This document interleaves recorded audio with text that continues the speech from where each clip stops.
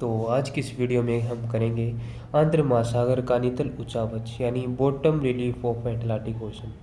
इससे पहले हमने बात की थी महासागरीय नितल के उच्चावच के बारे में, जिसमें हमने पढ़ा था मगन तट, महाद्वीपीय मगन तट, महाद्वीपीय मगन ढाल, गहरे महासागरीय मैदान और ठीक है, और रिज भी पढ़े थे हमने। ठीक है, तो आज की इस वीडियो में हम करेंगे वो है bottom relief of Atlantic ocean. ठीक है, आंध्र महासागर 820 लाख वर्ग किलोमीटर क्षेत्र में विस्तृत है, जो कि समस्त विश्व के क्षेत्रफल का 1/6 भाग है, तथा प्रशांत महासागर के क्षेत्रफल का 1/2 भाग है। ठीक है, इसका आकार जो है इसके आकार का है, जिससे यह प्रमाणित होता है कि प्रारंभ में उत्तर दक्षिणी अमेरिका, यूरोप तथा अफ्रीका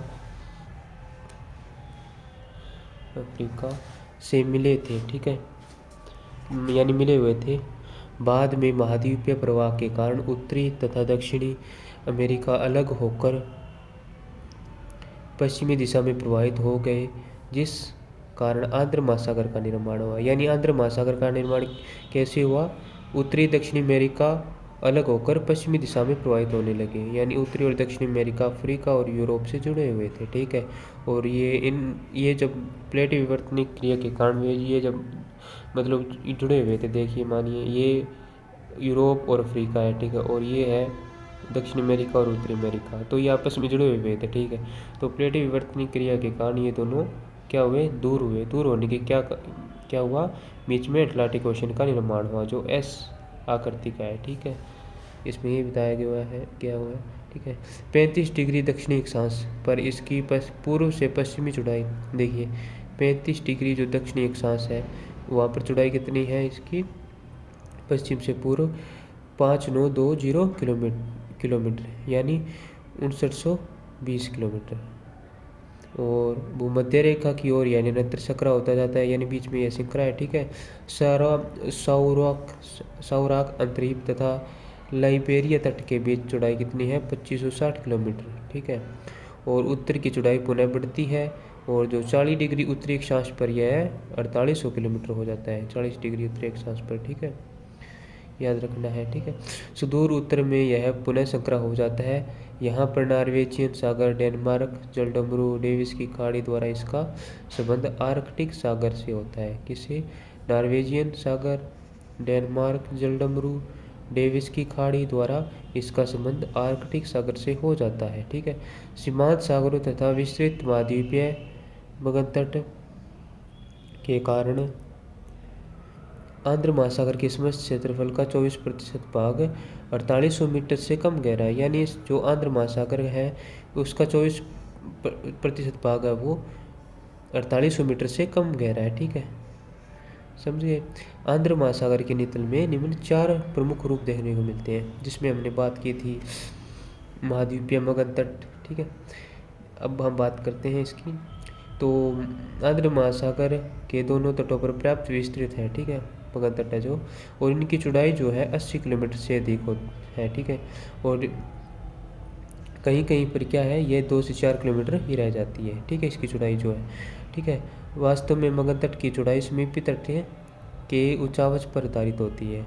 यानी हमने कल बात की थी, जहाँ पर यानी पर्वत लगते हैं वहाँ पर जो मगन तट होते हैं वो संकरे होते हैं। ठीक है, और जहाँ पर मैदान पाए जाते हैं वहाँ पर के मगन तट क्या होते हैं? तो वहाँ पर चौड़े मगन तट होते हैं, यानी विस्तृत मगन तट पाए जाते हैं। ठीक है, ये देखिए, जहाँ कहीं भी तट के पास ये बात कही गई यहाँ पे स्थिति देखने को मिलती है, वहाँ मगन तट संकुचित होते हैं। ठीक है, और उदाहरण के लिए बिस्के की खाड़ी से उत्तमाशा अंतरीप के बीच अफ्रीका का मगन तट 5 डिग्री से 10 डिग्री दक्षिणी अक्षांश के बीच ब्राज़ील का मगन तट संकरा है। जो ब्राज़ील का मगन तट क्या है? संकरा है।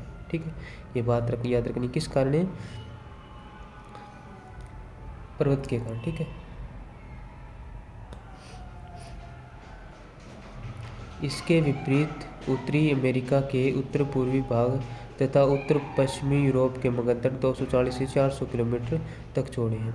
और देखिए, उत्तरी अमेरिका के उत्तर पूर्वी तट और यूरोप उत्तर पश्चिमी यूरोप है, उसका मगन तट कितने हैं? उत्तरी अमेरिका, ठीक है, 240 से 400 किलोमीटर तक चौड़े हैं। ठीक है, न्यू फाउंडलैंड यानी ग्रांड बैंक तथा ब्रिटिश द्वीप के चारों ओर विस्तृत मगन तट पाए जाते हैं। जो न्यू फाउंडलैंड है और जो ब्रिटिश द्वीप समूह है वहाँ पर मगन तट क्या है, विस्तृत पाए जाते हैं। ग्रीनलैंड तथा आइसलैंड के मगन तट भी चौड़े हैं। जो ग्रीनलैंड और आइसलैंड है इसके मगन तट भी क्या है, चौड़े हैं, क्योंकि ये द्वीप है इस कारण। दक्षिणी आंध्र महासागर में बाहिया ब्लैंका और तथा अंटार्कटिका के बीच चौड़े मगन तट पाए जाते हैं। देखिए ग्रीनलैंड और आइसलैंड के मगन तट चौड़े हैं, ठीक है। और जो दक्षिणी आंध्र महासागर में जो बाहिया ब्लैंका और अंटार्कटिक के चौड़े मगन तट पाए जाते हैं, इनमें के बीच में भी, ठीक है। और जो आंध्र महासागर के मगन तटों पर कई सीमांत सागर तथा असंख्य द्वीप पाए जाते हैं। मगन तट स्थित सीमांत सागरों में हडसन की खाड़ी, बाल्टिक सागर, उत्तरी सागर, डेविस जलडमरू, डेनमार्क जलडमरू आदि प्रमुख है, ठीक है। आंध्र महासागर के आंतरिक सागरों में कैरिबियन सागर तथा रोम सागर प्रमुख है।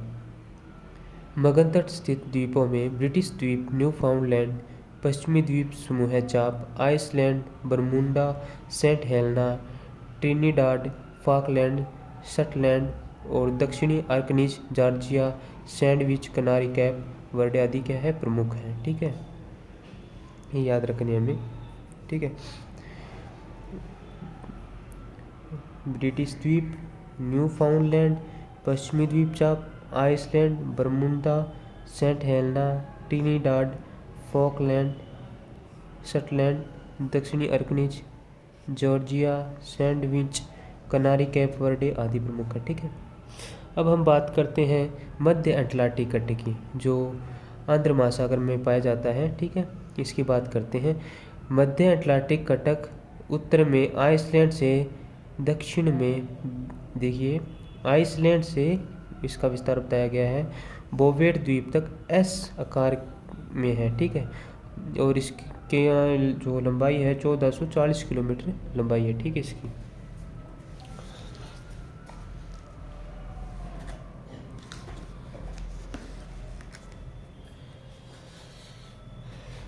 ठीक है। कहीं भी सागर तल से 400 मीटर से नीचे नहीं जाता है, ठीक है। यानी 4000 मीटर से नीचे नहीं जाता है। यद्यपि यह कटक कभी पश्चिम तो कभी पूर्व की ओर झुक जाता है, ठीक है, परंतु इसकी मध्यवर्ती स्थिति सदा बनी रहती है, ठीक है। भूमध्य रेखा के उत्तर इस कटक का डॉल्फिन उभार जो भूमध्य रेखा पर है, ठीक है, के उत्तर में है। दक्षिण में चैलेंजर उभार, ठीक है, दक्षिण में चैलेंजर उभार, उत्तर में डॉल्फिन उभार। आइसलैंड और स्कॉटलैंड के बीच इस कटक को विविल टॉम्सन कटक कहते हैं। आइसलैंड और स्कॉटलैंड के बीच विविल टॉम्सन कटक कहते हैं। ग्रीनलैंड के दक्षिण में कटक चौड़ा हो जाता है। ग्रीनलैंड के जो दक्षिण है उसमें कटक चौड़ा हो जाता है, जिसे टेलीग्राफिक पठार कहते हैं। टेलीग्राफिक पठार कहते हैं कहाँ पर, ग्रीनलैंड के पास में, ठीक है। और 50 डिग्री उत्तरी अक्षांश के पास इस कटक की शाखा न्यू फाउंडलैंड उभार के नाम से न्यू फाउंडलैंड तट तक चली जाती है, ठीक है। और जो 50 डिग्री उत्तरी अक्षांश है वहाँ पर न्यू फाउंडलैंड तट या न्यू फाउंडलैंड उभार के नाम से जाना जाता है, ठीक है। 40 डिग्री उत्तरी अक्षांश के दक्षिण मध्यवर्ती कटक से एक शाखा अलग होकर उजोर उभार के एक शाखा उजोर उभार के नाम से अजोर तट की ओर और भूमध्य रेखा पर सीरा लियोन उभार उत्तर पूर्व की ओर, ठीक है। जो दूसरी शाखा है भूमध्य रेखा पर सीरा लियोन उभार उत्तर पूर्व की ओर तथा पारा उभार उत्तर पश्चिम की ओर। जो पारा उभार है वो उत्तर पश्चिमी की ओर, ठीक है, ये उत्तर पूर्व की ओर चली जाती है, ठीक है, में चले जाते हैं। 40 डिग्री दक्षिणी अक्षांश के पास इस कटक की एक शाखा वाल्विस कटक अफ्रीका के मगध तट की ओर तथा दूसरी शाखा रायो ग्रैंडी उभार के नाम से जानी जाती है। जो वाल्विस कटक है 40 डिग्री अक्षांश के पास, ठीक है, और जो दक्षिणी अक्षांश और क्या है दूसरी शाखा क्या है, रायो ग्रैंडी उभार के नाम से दक्षिणी अमेरिका की ओर उन्मुख हो जाती है, दक्षिणी अमेरिका की ओर हो जाती है, ठीक है। मध्यवर्ती कटक का यद्यपि अधिकांश भाग जल मजित है, तथापि कई चोटियां सागर की ओर को चीर करके ऊपर दृष्टिगत होती है। अजोर्स का पिको द्वीप सर्वोच्च है। देखिए ये बात हमें याद रखनी है, जो मध्य अटलांटिक कटक है इसमें क्या है, अजोर्स का जो पिको द्वीप है वो सबसे ऊंचा है, जो सागर तल से 7000 से 8000 फीट ऊपर उठा है, कितना 7,000 से 8,000 फीट, 7,000 से 8,000 फीट ऊपर है। मध्य अटलांटिक कटक की उत्पत्ति के विषय में पर्याप्त मतभेद है, परंतु महाद्वीपीय प्रवाह सिद्धांत के अनुसार इस कटक की उत्पत्ति तनाव के कारण तथा उत्तर एवं दक्षिण अमेरिका की पश्चिम दिशा में प्रवाह के कारण मानी जानी चाहिए। ठीक है। प्लेट विवर्तनी के आधार पर इसका निर्माण उत्तर अमेरिका एवं दक्षिणी अमेरिका तथा यूरोप अफ्रीका प्लेट के रचनात्मक किनारे के अलगाव तथा नीचे से मैग्मा के ऊपर की ओर ज्वेलिन आगमन के कारण बताया गया है। ठीक है। आंध्र महासागर तथा मध्य अटलांटिक कटक की उत्पत्ति के लिए ये मतलब पुस्तक में 27 में प्लेट विवर्तनी सिद्धांत देखिए। अब हम बात करते हैं द्रोणी की यानी बेसिन्स। मध्यवर्ती अटलांटिक कटक द्वारा आंध्र महासागर दो विस्तृत द्रोणियों में विभाजित हो जाता है। ठीक है। आंध्र महासागर कितनी दो विस्तृत द्रोणी में हो जाता है। इन दो वृहद द्रोणियों में पुनः कई छोटी छोटी द्रोणियां भी पाई जाती हैं, जिनमें निम्न प्रमुख है। देखिए सबसे पहले कौन सी है, लेब्राडोर द्रोणी। लेब्राडोर द्रोणी उत्तर में ग्रीनलैंड के जलमग्न तट, ठीक है, उत्तर में ग्रीनलैंड के जलमग्न तट, दक्षिण में न्यूफाउंडलैंड उबार के बीच 4,000 मीटर की गहराई तक 40 डिग्री से 50 डिग्री उत्तरी अक्षांश के बीच फैली है। कहाँ पर, उत्तर में ग्रीनलैंड और दक्षिण में न्यूफाउंडलैंड के बीच में 4,000 मीटर की गहराई पर। ठीक है।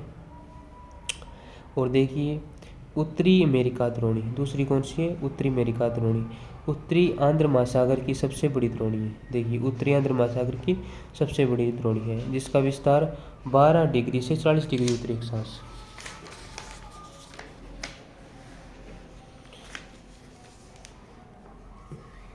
के मध्य उत्तर अमेरिका के तट से 55 डिग्री पश्चिम देशांतर के बीच 5,000 मीटर की गहराई तक पाया जाता है। ठीक है। ब्राज़ील द्रोणी, ठीक है, अब कौन सी है, ब्राज़ील द्रोणी, ये इसे याद रखना है, मध्य उत्तरी अमेरिका के तट से, ठीक है, 5,000 मीटर की गहराई तक पाई जाती है। अब देखिए ब्राज़ील द्रोणी दक्षिणी अटलांटिक महासागर में भूमध्य रेखा से 30 डिग्री दक्षिणी अक्षांश तथा दक्षिणी अमेरिका के तट तथा पारा उभार के मध्य स्थित है। कहाँ पर है ये, दक्षिण अटलांटिक महासागर में भूमध्य रेखा से 30 डिग्री दक्षिणी अक्षांश तथा दक्षिण अमेरिका के तट है तथा पारा उभार के मध्य स्थित है। दक्षिणी अमेरिका के तट और पारा उभार के मध्य स्थित है। ठीक है।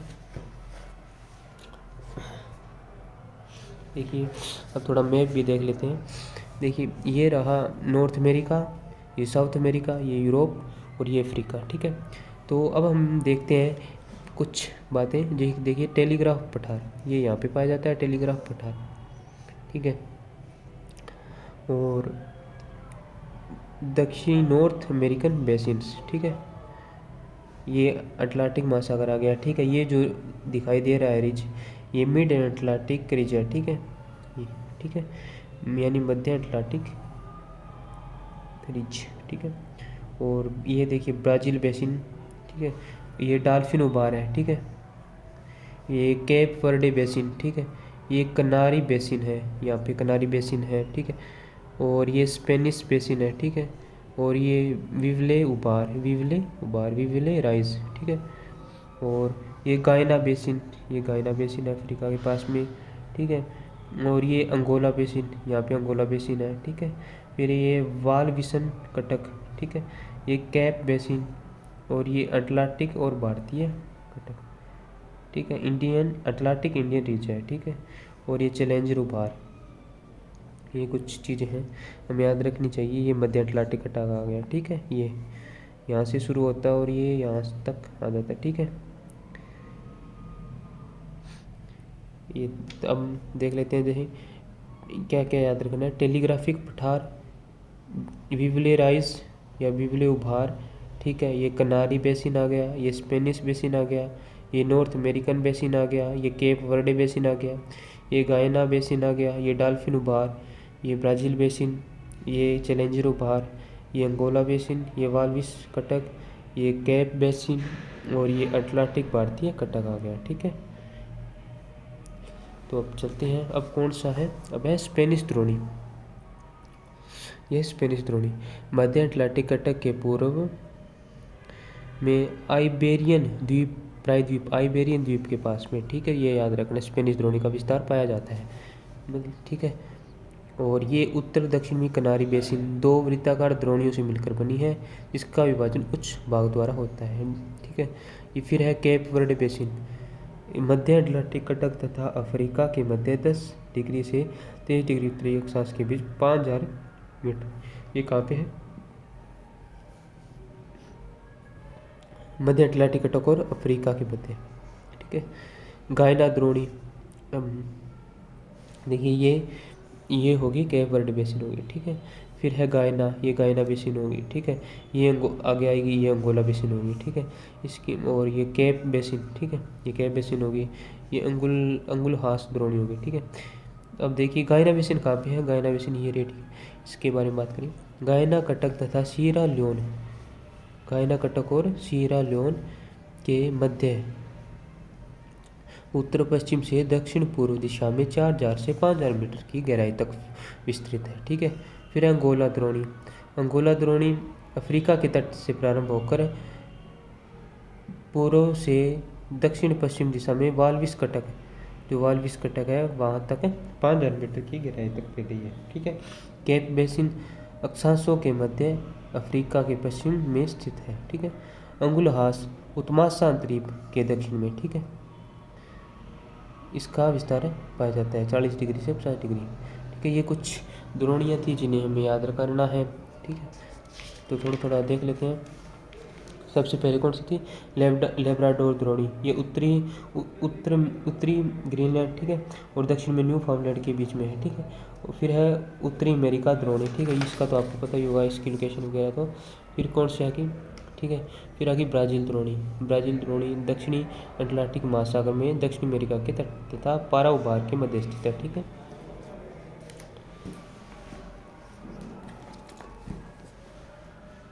अब हम बात करते हैं स्पेनिश द्रोणी की। स्पेनिश द्रोणी आइबेरियन प्रायद्वीप के पास है, ठीक है। उत्तरी तथा दक्षिणी किनारी बेसिन 2 वृत्ताकार द्रोणियों से मिलकर बनी है। फिर है केप वर्डे द्रोणी, यह अफ्रीका के मध्य है, ठीक है, पाई जाती है, ठीक है, अफ्रीका के मध्य, यानी यहाँ पे अफ्रीका के मध्य यानी कह सकते हैं पास में, ठीक है।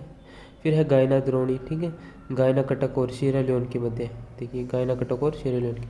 अंगोला द्रोणी अफ्रीका के तट से प्रारंभ होकर ये अंगोला द्रोणी है यहाँ पर, ये ठीक है। फिर केप बेसिन अंगुलहास द्रोणी, इनमें बस इतने याद रखनी, ठीक है, बातें याद रखनी आपको, ठीक है। फिर है महासागरीय गर्त, ठीक है। अब हम बात करें डीप्स की, ठीक है। आंध्र महासागर के तटों के सहारे अभिनव वलन की अनुपस्थिति के कारण गर्त कम पाई जाती है, ठीक है, इस ये बात याद रखनी है, यहाँ पे गर्त कम पाई जाती है। मर्रे के अनुसार देखिए 3000 फेदम से अधिक गहराई 19 गर्त पाई जाती है, ठीक है, 3000 से फेदम। इनमें से प्रमुख नरेश गर्त, ठीक है, ये देखिए 19 गर्त पाई जाती है। इसमें नरेश गर्त, पोर्टोरिको गर्त, रोमोस गर्त और वाल्डविया गर्त, बुचानन और मोसले और चूल, ठीक है, ये बात याद रखनी है हमको, ठीक है। अब हम बात करते हैं, ये बात की थी हमने अटलांटिक महासागर की। अब हम बात करते हैं, ये रह गया मार्जिन सीज, ठीक है, ये थोड़े कर लेते हैं। आंध्र महासागर के सीमा सागरों में रूम सागर, ठीक है, कैरिबियन सागर, मेक्सिको की खाड़ी, बाल्टिक सागर, उत्तरी सागर, बेफिन की खाड़ी, हडसन की खाड़ी प्रमुख है, ठीक है। रूम सागर, कैरिबियन सागर, मेक्सिको की खाड़ी, बाल्टिक सागर, उत्तरी सागर, बेफिन की खाड़ी, हडसन की खाड़ी प्रमुख है। अब हम बात करते हैं प्रशांत महासागर का नितल उच्चावच, ठीक है। अब हम बात करेंगे bottom relief of Pacific oceans. तो देखिए प्रशांत महासागर पृथ्वी के 1/3 क्षेत्रफल पर, देखिए 1/3 क्षेत्रफल पर पश्चिम से पूर्व 16,000 किलोमीटर की चौड़ाई, ठीक है। उत्तर में बेरिंग जलडमरू, उत्तर में क्या है? बेरिंग जलडमरू है, ठीक है। दक्षिण में अंटार्कटिक महाद्वीप के मध्य 14,880 किलोमीटर की लंबाई में विस्तृत त्रिभुजाकार रूप में, इसका आकार क्या है? त्रिभुजाकार। और जो अटलांटिक महासागर उसका आकार क्या था? उसका आकार आकृति के आकार मतलब थी, उसकी आकृति थी एस अक्षर के, ठीक है। ये देखिए एस, ये एस बनाता हूँ, ठीक है। अब देखिए औसत गहराई 4572 है। देखिए ये बात है, याद रखिए 4572 मीटर है। प्रशांत महासागर के दोनों तट पर अवलित पर्वतों की श्रृंखलाएं पाई जाती है। ठीक है। उत्तर में इस महासागर को आर्कटिक सागर से संबंध बेरिंग जलडमरू द्वारा हो गया है। ठीक है, बेरिंग जलडमरू द्वारा इसके आर्कटिक सागर से संबंध हुआ है। ठीक है। और प्रशांत महासागर में छोटे छोटे बड़े मिलाकर 20,000 द्वीप पाए जाते हैं। ठीक है। यदि पश्चिमी तट द्वीपों की भरमार से आवृत है तो पूर्व तट पर इनकी संख्या विरल है। जॉनसन ने प्रशांत महासागर को 4 भागों में उत्तरी प्रशांत महासागर, मध्यवर्ती प्रशांत महासागर, दक्षिणी पश्चिमी प्रशांत महासागर और पूर्व प्रशांत महासागर। ठीक है, जॉनसन के अनुसार। ठीक है, उत्तरी प्रशांत महासागर, मध्यवर्ती प्रशांत महासागर, दक्षिणी पश्चिमी प्रशांत महासागर और दक्षिणी पूर्वी प्रशांत महासागर। ठीक है, ये 4 इसके अनुसार, ये जॉनसन के अनुसार।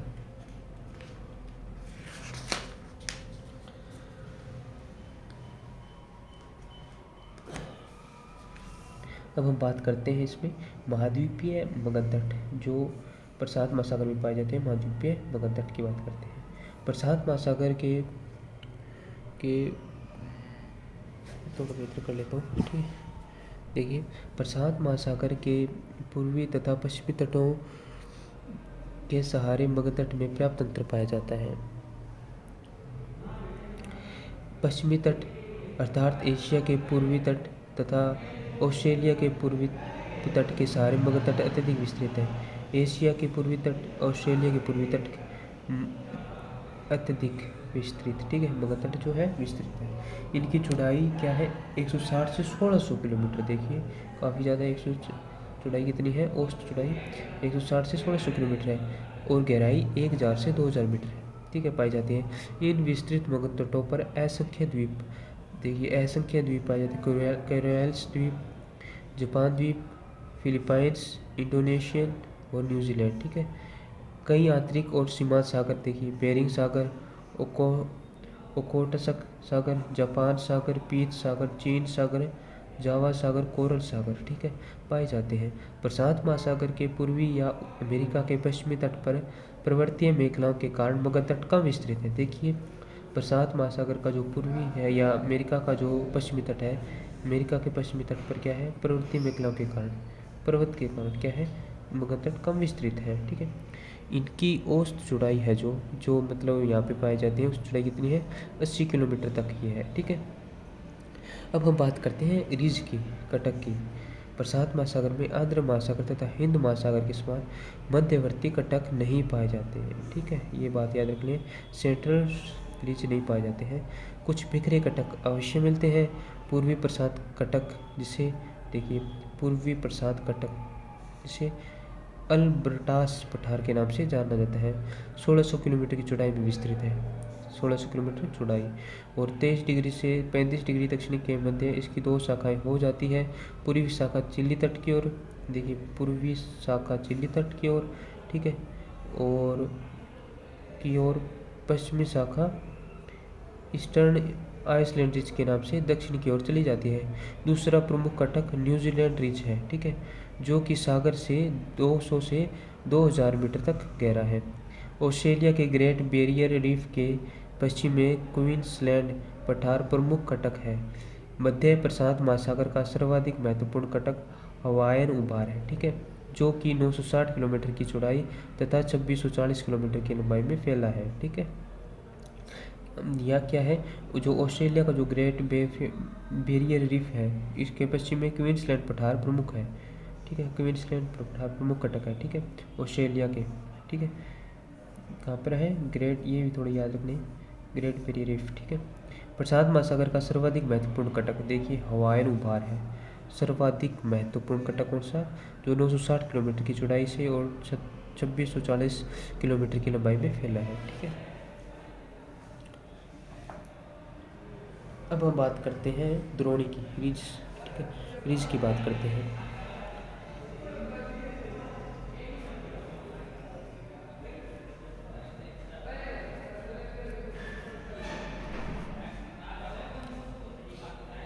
तो रिज की बात करते हैं। देखिए बेसिन्स बेसिन्स प्रशांत महासागर में कई द्रोणियाँ विभिन्न आकार वाली पाई जाती हैं, जिसका एक दूसरे से अलगाव सागरीय घटकों द्वारा होता है। कुछ प्रमुख द्रोणियाँ निम्नलिखित हैं। देखिए फिलिपाइन द्रोणी, ठीक है, फिजी द्रोणी, पूर्वी ऑस्ट्रेलियन द्रोणी, दक्षिणी ऑस्ट्रेलियन द्रोणी, पीरू चिल्ली द्रोणी, ठीक है। क्या है, अब देखते हैं। फिलीपाइंस द्वीप के पूर्व में जापान के दक्षिण से प्रारंभ होकर 5 डिग्री उत्तरी अक्षांश तथा 50,000 से 6,000 मीटर की गहराई तक विस्तृत है। फिलीपाइन द्वीप के पूर्व में जापान के दक्षिण से आरंभ होकर, ठीक है। फिजी द्वीप पर, ठीक है, ये फिजी द्वीप पे है, ठीक है। और ऑस्ट्रेलिया के पूर्वी तट और न्यू फाउंडलैंड तट के मध्य है, वृत्ताकार रूप में, ठीक है। फिर है दक्षिणी ऑस्ट्रेलियन द्रोणी, जो जेफरीज द्रोणी भी कहा जाता है, ठीक है। इसे जेफरीज द्रोणी भी कहा जाता है, ऑस्ट्रेलिया के दक्षिण में लंबाकार रूप में, ठीक है। फिर है पीरू चिल्लू द्रोणी, पीरू तट के पश्चिम में, ठीक है। पीरू चिल्लू द्रोणी यह एक चौड़ी और विस्तृत द्रोणी है, ठीक है। फिर है ओशियन स्टीप्स। देखिए प्रशांत महासागर में अभी तक 32 गर्त की खोज हुई है, ठीक है। ये गर्त तो द्वीपीय चापों या पर्वतीय श्रृंखलाओं के समांतर पाए जाते हैं। स्मरणीय है कि प्रशांत महासागर श्रृंखला स्मरणीय है कि प्रशांत महासागर के पश्चिमी भागों में इन गर्तों की अधिकता मिलती है। इन गर्तों में प्रमुख है अल्यूशियन गर्त, टस्करोरा गर्त, जापान गर्त, स्वायर गर्त, फिलिपाइन गर्त, ठीक है, नीरो गर्त और टोंगा करमाडेक गर्त, पीरुचिली गर्त, मर्रे गर्त और रिक्यू गर्त, ब्रुक गर्त और बेली गर्त, प्लानेट गर्त, ठीक है। देखिए जो प्रमुख गर्त है उनकी बात कर लेते हैं। देखिए मेरियाना, ठीक है, 11,022 मीटर गहराई इसकी। फिर टोंगा 10,882, फिर है क्यूराइल 10,498, फिलिपाइन 10,475, ठीक है। करमाडेक 10,047, पीरुचिल्लू गर्त ये है 8,025 मीटर, ठीक है। एल्यूशियन गर्त 7679 मीटर, मध्य अमेरिका गर्त 6552, रिक्यू गर्त 6395, ठीक है। ये हमने बात की है प्रशांत महासागर की। अब हम बात कर लेते हैं हिंद महासागर का नित्य उच्चावच। हिंद महासागर की बात कर लेते हैं, ठीक है। हिंद महासागर क्षेत्रफल में प्रशांत महासागर तथा आंध्र महासागर से छोटा है। प्रशांत महासागर और आंध्र महासागर से छोटा है, ये तो हमें पता होगा। यह चारों ओर से महाद्वीपीय भागों से घिरा हुआ है, ठीक है, पता है इस चीज़ का तो, ठीक है।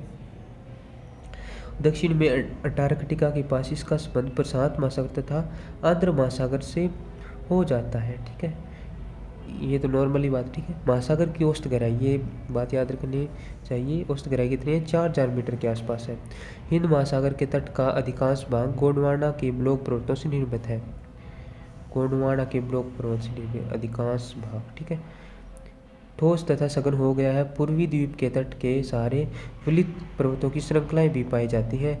सीमांत सागर अन्य 2 महासागरों की अपेक्षा कम पाए जाते हैं, ठीक है। जो सीमांत सागर है वो कम पाए जाते हैं।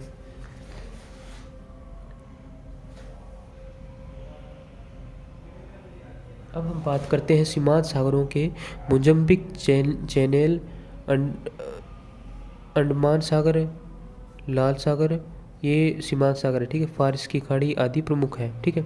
छोटे छोटे द्वीप भी मिलते हैं यहाँ पे, ठीक है। यह देखिए मालागासी श्रीलंका बड़े द्वीप हैं, सोकोत्रा, जंजीबार, कोमारो, अंडमान निकोबार, ठीक आदि, ठीक है। और उत्तर में प्रायद्वीपीय भारत हिंद महासागर को 2 भागों बंगाल की खाड़ी और सागर में विभक्त करता है, ठीक है, ये तो हमें पता है। दक्षिण में हिंद महासागर अत्यधिक चौड़ा है, ठीक है। दक्षिण में क्या है, चौड़ा है, दक्षिण में चौड़ा, ठीक है। जॉनसन महोदय है जो, देखिए जॉनसन महोदय ने हिंद महासागर को प्रादेशिक विशेषताओं के आधार पर 3 खंडों में विभाजित किया है। प्रशांत महासागर को 4 में किया था इसने जॉनसन महोदय ने, अब इसको किया है 3 भागों में हिंद महासागर। पश्चिमी भाग जो कि अफ्रीका के पास विस्तृत है, जिसकी गहराई 2,000 फीट, ठीक है, ठीक है। परंतु कई द्वीप पाए जाते हैं। दूसरा है पूर्वी अत्यंत गहरा, ठीक है, पूर्वी और अत्यंत गहरा। वो फिर है महाद्वीपीय मगध संकरे तथा तीव्र ढाल वाले हैं। देखिए कई द्वीप पाए जाते हैं इसमें, ठीक है, गहराई कम है, ठीक है इसकी। और जो पूर्वी भाग अत्यंत गहरा है तथा महाद्वीपीय मगध संकरे तथा तीव्र है। जो महाद्वीपीय मगध है संकरे तथा तीव्र ढाल वाले हैं। मध्यवर्ती भाग उत्तरी कटक के रूप में है जिसके सारे अनेक द्वीप पाए जाते हैं। फिर है मध्यवर्ती भाग उतित कटक के रूप में अनेक द्वीप पाए जाते हैं, ठीक है। 3 भाग कौन कौन से हैं? पहला है पश्चिमी भाग जो कि अफ्रीका के पास विस्तृत है, गहराई कम है इसकी, कई द्वीप पाए जाते हैं। जो पूर्वी भाग अत्यंत गहरा है, दूसरा है जो पूर्वी भाग है अत्यंत गहरा है और महाद्वीपीय मगध तट संकरे तथा तीव्र ढाल वाले हैं। फिर है मध्यवर्ती भाग उत्थित कटक के रूप में जिसके सारे अनेक द्वीप पाए जाते हैं, ठीक है।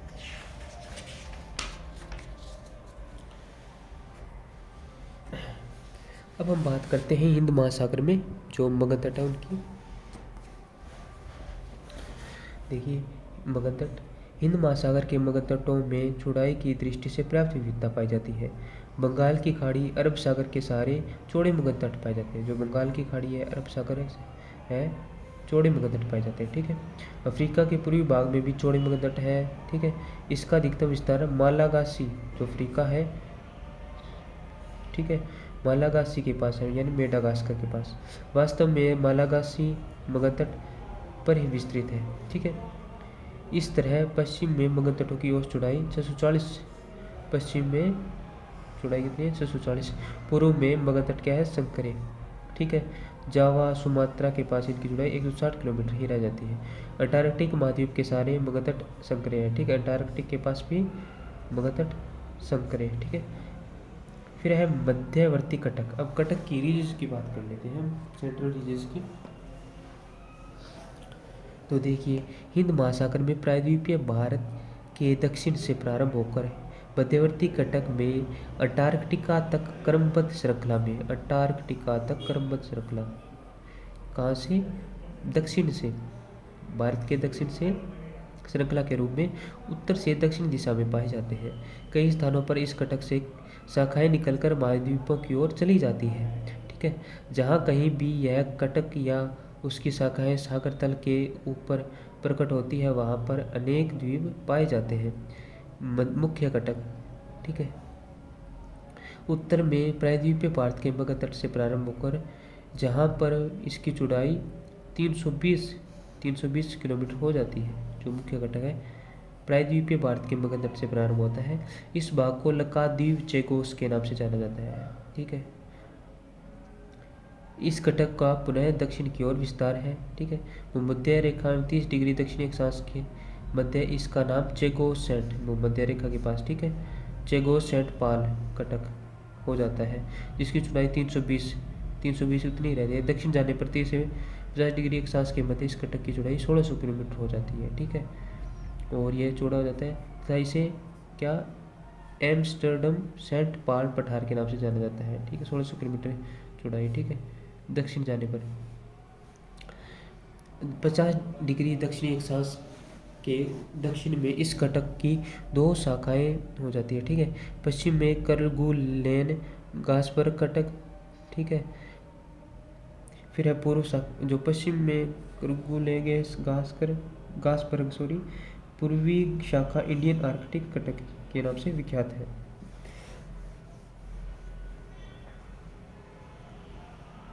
अब हम बात कर लेते हैं मुख्य कटक की शाखाएं, ठीक है। स्थान स्थान पर मुख्य कटक से शाखाएं निकलकर महाद्वीपीय तटों की ओर चली जाती है। इनमें से गणित महत्वपूर्ण है। सोकोत्रा चेगोस कटक, ठीक है, उत्तर पश्चिम दिशा में पूर्वी अफ्रीका में गुर्दाफुई अंतरिक्ष तक चला जाता है, ठीक है। सेचलिस कटक मध्यवर्ती कटक से अलग होकर सोकोत्रा चेगोस के समांतर पूर्वी अफ्रीका की ओर, ठीक है। मालागासी कटक मालागासी मगध तट से प्रारंभ होकर मालागासी है कटक है वो दक्षिण की ओर फैला है, ठीक है। प्रिंस वेर्डे करजोक कटक के नाम से प्रसिद्ध है, ठीक है। बंगाल की खाड़ी में इरावदी के मुहाने से प्रारंभ होकर निकोबार द्वीप तक अंडमान निकोबार कटक का विस्तार पाया जाता है। निकोबार द्वीप तक है अंडमान निकोबार कटक का विस्तार पाया जाता है इरावदी के मुहाने, बंगाल की खाड़ी में इरावदी के मुहाने से। ठीक है। भारत तथा अफ्रीका के मध्य कार्स पर कटक का पता चलता है। भारत और अफ्रीका के मध्य कार्स पर कटक का पता लगाया गया है। ठीक।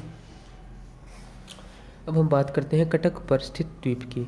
जहाँ कहीं भी ये कटक सागर से ऊपर आ गए हैं वहाँ पर कई प्रकार के द्वीप पाए जाते हैं। मध्यवर्ती कटक के ऊपर क्रम से Lakshadweep, Maldives, Chagos, New Amsterdam, Saint Paul ये द्वीप पाए जाते हैं। कारगुलेन। ठीक है।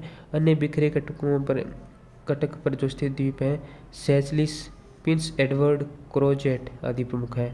महासागरीय द्रोणी। अब हम बात करते हैं बेसिन्स की। मध्यवर्ती कटक हिंद महासागर को पूर्वी तथा पश्चिमी दो प्रमुख द्रोणी में विभाजित करता है। ठीक है। जो मध्यवर्ती कटक है वो हिंद महासागर को पूर्वी तथा पश्चिमी दो प्रमुख द्रोणी में विभाजित करते हैं। मध्यवर्ती कटक की शाखाएं इन दो द्रोणियों को पुनः कई छोटी द्रोणियों में व्यक्त करती है। इनमें से प्रमुख द्रोणी है देखिए ओमान द्रोणी ओमान की खाड़ी के सामने विस्तृत है। ठीक है।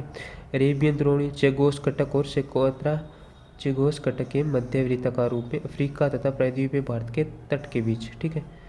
फिर है सोमाली द्रोणी। ठीक है। सुकोत्रा चेगोस सेंट पॉल तथा सेचलिस कटकों के मध्य स्थित है। ठीक है। सुकोत्रा चेगोस सेंट पॉल तथा सेचलिस कटकों के मध्य स्थित है। मॉरिशस द्रोणी जो कि एक लंबी तथा चौड़ी द्रोणी है। मालागासी कटक तथा सेंट पॉल कटक के मध्य 10 डिग्री दक्षिणी से 50 डिग्री दक्षिणी अक्षांश के मध्य गहराई। ठीक है। मालागासी कटक और सेंट पॉल कटक के मध्य। फिर है नेटाल द्रोणी। नेटाल द्रोणी मालागासी मेडागास्कर कटक और दक्षिणी अफ्रीका के पूर्वी तट के पास पाई जाती है। ठीक है।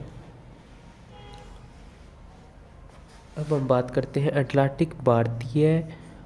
अटलांटिक भारतीय आर्कटिक द्रोणी की। वास्तव में यह आंध्र महासागर की अटलांटिक आर्कटिक द्रोणी का ही विस्तृत भाग है। जो आंध्र महासागर की अटलांटिक आर्कटिका द्रोणी है उसका विस्तृत भाग है जिसे प्रिंस एडवर्ड क्रेजोट कटक तथा अंटार्कटिक महाद्वीप के मध्य स्थित है। ठीक है। फिर है अंडमान द्रोणी बंगाल की खाड़ी में अंडमान कटक के पूर्व में। ठीक है। भारत ऑस्ट्रेलियन द्रोणी जो कि कोकोस किलिंग द्रोणी के नाम से भी प्रसिद्ध है। मध्यवर्ती कटक के पूर्व में कोकोस किलिंग द्रोणी के नाम से प्रसिद्ध है। ठीक है। मध्यवर्ती कटक के पूर्व में स्थित सर्वाधिक विस्तृत द्रोणी है ये। ठीक है। ये याद रखना। ठीक है। फिर है पूर्वी भारत अंटार्कटिका द्रोणी। तीन ओर से मध्यवर्ती कटक एवं दक्षिण में अंटार्कटिका द्वारा घिरी हुई है। तीन मध्यवर्ती कटक तीन ओर से और दक्षिणी में अंटार्कटिका द्वारा घिरी है। अब हम बात करते हैं डीप्स की महासागरीय गर्त की। हिंद महासागर की तली के क्षेत्रफल का लगभग 60% भाग अगाध सागरीय मैदान के रूप में है। 60% भाग सागरीय मैदान में है। ठीक है। परिणाम स्वरूप जो गर्त है कम है, संख्या कम है। जावा द्वीप के सहारे स्थित सुंडा गर्त सर्वाधिक महत्वपूर्ण है। जावा द्वीप के सहारे। ठीक है। तो देखिए आज की इस वीडियो में बस इतना ही। उम्मीद करता हूँ ये वीडियो आपको काफ़ी नॉलेजफुल लगी होगी। अगर ऐसी ही वीडियो और देखना चाहते हो ज्योग्राफी से रिलेटेड और भी अदर सब्जेक्ट है उससे रिलेटेड तो हमारे चैनल को सब्सक्राइब जरूर करें और हमें सपोर्ट ज़रूर करें। ठीक है। Thanks for watching.